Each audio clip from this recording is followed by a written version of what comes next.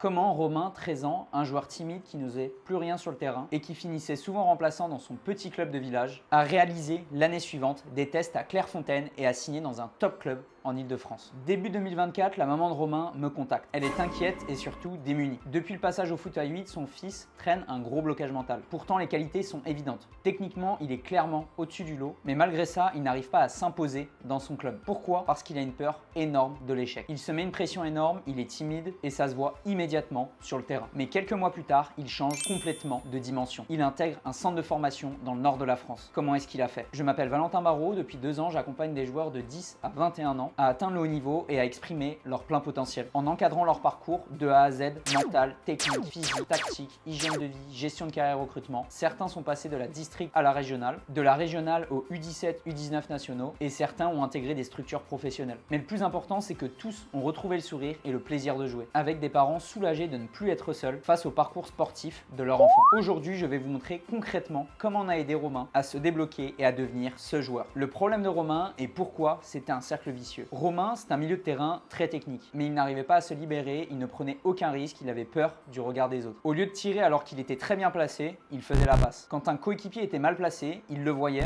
mais il ne disait rien et parfois ça coûtait des buts. Et surtout, dès qu'il faisait une action négative, et ça arrive à tous les matchs parfaits n'existent pas, ça prenait une place énorme dans sa tête. Après une première erreur, il perd confiance, il se renfermait. Et là, c'était fini. Il ne venait plus chercher le ballon, il se cachait, il n'osait plus demander dans les zones difficiles par peur de perdre le ballon. Et ça, quand tu es milieu de terrain, c'est fatal. Et après le match, il rentrait frustré, il ruminait toute la semaine, puis ça recommençait le week-end d'après. Le problème, c'est que quand tu joues avec la peur, tu finis par perdre aussi la confiance du coach, des coéquipiers, de ton entourage. Ça devient un cercle vicieux. À la maison, Romain parlait de moins en moins. Et un jour, il rentre du foot les larmes aux yeux. Sa maman est choquée, ce n'est pas normal qu'une activité qui est censée être sa passion lui fasse aussi mal. Et surtout, elle sait qu'il a du potentiel. Les coachs ont toujours été unanimes là-dessus. Ce que les parents font souvent et pourquoi ça ne suffit pas. Comme beaucoup de parents impliqués, elle a essayé de trouver des solutions. Elle a commencé à venir plus souvent au match, elle a cherché les mots, elle l'a encouragé, sans pression, avec bienveillance. Son fils heureux. Mais Romain, c'est un jeune qui parle peu et qui a du mal à s'ouvrir. Ce qu'on voyait sur le terrain, c'est le reflet de ce qu'il vivait au quotidien. Donc des conseils, même bienveillants, ne pouvaient pas suffire. Le blocage était plus profond. Il fallait une solution plus structurée, plus complète. La solution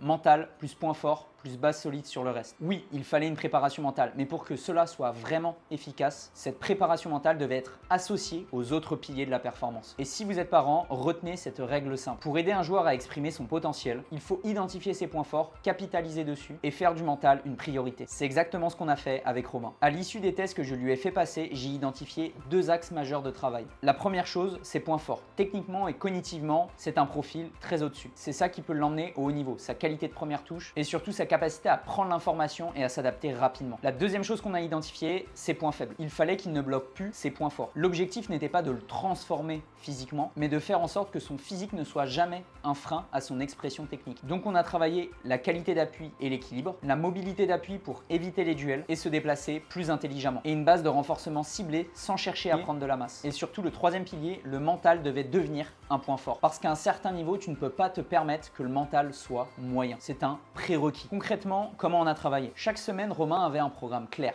pré-rempli. On a renforcé ses points forts, notamment le cognitif. Travail de prise d'information avec une application. Exercice en live avec des contraintes. Exercice, chiffres, réaction rapide, calcul simple, prise d'information à l'opposé. Et sur le mental, j'utilise la technique de la dépolarisation, où j'interviens sur la partie immergée de l'iceberg, où on va essayer de chercher à débloquer l'inconscient. Ce n'est pas l'objectif de cette vidéo de vous détailler cette méthode, mais c'est une méthode qui est vraiment plébiscitée au haut niveau. Dans les centres, en club pro, mais également avec les athlètes qui font les Jeux Olympiques et dans d'autres sports où le mental va être proéminent. Au début, les 2 premières séances étaient compliquées parce qu'il avait du mal à s'ouvrir. Mais petit à petit, il a pris confiance. La relation, la disponibilité, le suivi régulier, c'est ce qui change tout dans un accompagnement. Et là, on commence à voir le déclic. Au bout de quelques semaines, il m'envoie un message du type: Salut Valentin, j'ai mis 2 buts, 2 passes D. Et ce n'était pas juste une stat, c'était la preuve qu'il l'osait enfin. Puisqu'au dire de sa maman et de lui-même, il n'était presque jamais décisif auparavant. Et là, voir en quelques semaines ce type de performance, c'était juste incroyable. Résultat, progression sur 1 an, changement de dimension. On l'a suivi sur environ 1 an. Il devient indiscutable dans son équipe, il brille sur le terrain, il passe des tests à Clairefontaine et il franchit les 2 premiers tours. Il restait environ 50 à 60 joueurs sur toute l'île de France. Au 3e tour, il échoue. Et ce jour-là, il était malade, il avait la grippe. Mais ce n'est pas une excuse pour autant, il a juste pas passé cette étape-là, mais malgré tout, c'était une super expérience pour lui. Dans la foulée, il intègre un club plus structuré en Île-de-France et son profil commence à attirer davantage l'attention. Et surtout, le plus important, Romain rejoue libéré. Il ose, il s'exprime, il prend des responsabilités. Ce n'est plus le même joueur que ce soit sur le terrain, mais aussi en dehors. Il est enfin devenu lui-même. Si vous reconnaissez votre enfant dans cette histoire, retenez ceci. Ce n'est pas une question de talent, c'est souvent une question de blocage. Et quand on traite le mental sérieusement, tout en structurant le reste autour des points forts du joueur, l'évolution peut être spectaculaire. Le seul prérequis,